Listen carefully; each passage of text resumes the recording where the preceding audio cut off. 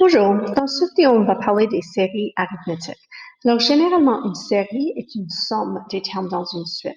Alors, si par exemple, j'ai la liste des nombres 5, 8, 11, 14, etc., ça c'est une suite. Mais si on veut la somme de ces valeurs, il s'agit d'une série arithmétique. Alors, considérons la somme de cette série et comment on peut calculer. On va développer un processus. D'abord, je vais écrire tous les termes ici, parce qu'il y en a qui manquent. Mais avec les premiers quelques termes, je peux voir que la différence commune, c'est 3. Alors, on peut prolonger ou propager le reste de la suite, la série, honnêtement. So, 26, 29, 32. Voilà nos termes et on en a dans ce cas 10. Alors, c'est une somme, une série de 10 termes dans une suite arithmétique. Pour trouver la somme, évidemment, on peut juste ajouter tous ces nombres ensemble, mais notre but, c'est de trouver une façon un peu plus efficace parce que on ne veut pas avoir à faire la somme de cette manière si on a une centaine de termes.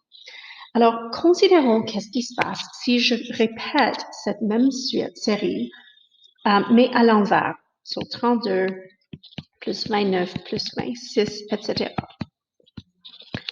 Si je fais ceci, ce qu'on va trouver si on ajoute les termes ensemble verticalement, c'est qu'on va trouver que les sommes sont toujours les mêmes. C'est-à-dire 5 plus 32 donne 37, mais 8 plus 29 donne 37, et 11 plus 26 donne 37. Et enfin, chacune de ces paires va donner 37, donne exactement la même valeur. Et on sait, à cause du fait qu'on a 10 termes, qu'on a 10 fois 37 maintenant. Et 10 fois 37, c'est 370. Mais considérons que la première rangée représentait notre somme et que la deuxième rangée représentait aussi notre somme. Donc, ce qu'on a ici, c'est 2 fois notre somme. Donc, 2s, 2 fois la somme, égale 370. Alors, la somme égale 370 divisé par 2, ou bien 185. Ça, c'est la somme de ces 10 termes. Alors, on va utiliser S10 pour indiquer que c'était la somme de 10 termes dans cette suite. Parce qu'on peut avoir une série avec n'importe quel nombre de termes. Dans ce cas, pour cette suite, 5, 8, 11, 14, etc., on peut avoir une somme des 10 premiers termes, des 20 premiers termes, des 4 premiers termes, etc. Alors, ce processus nous donne une idée comment on peut trouver une formule pour une somme d'une série arithmétique. N'oubliez pas, ça marche seulement pour une série arithmétique.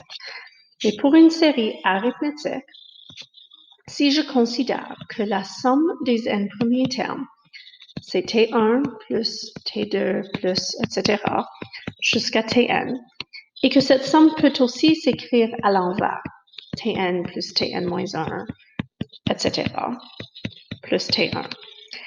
Et avec ces suites arithmétiques, avec ces séries arithmétiques, ça va toujours se produire que les sommes vont être les mêmes. Et c'est à cause du fait que on a ajouté la même chose chaque fois. Alors, si je considère que pour aller de T1 à T2, j'ai ajouté D.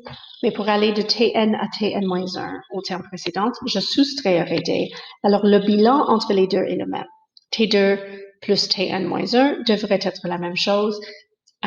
Et c'est le même pour tous les termes.